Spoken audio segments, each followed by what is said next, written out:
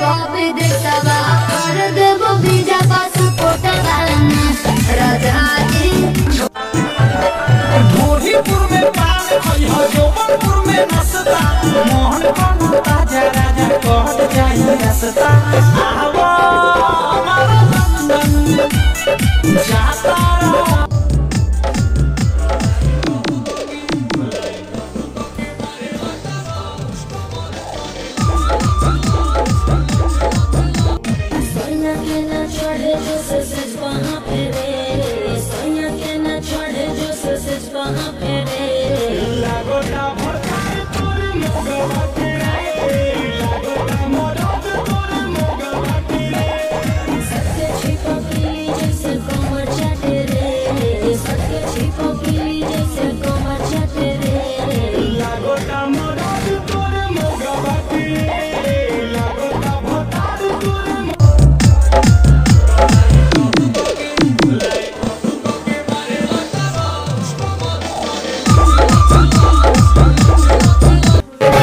ना सुते देवे साथे जगह हवे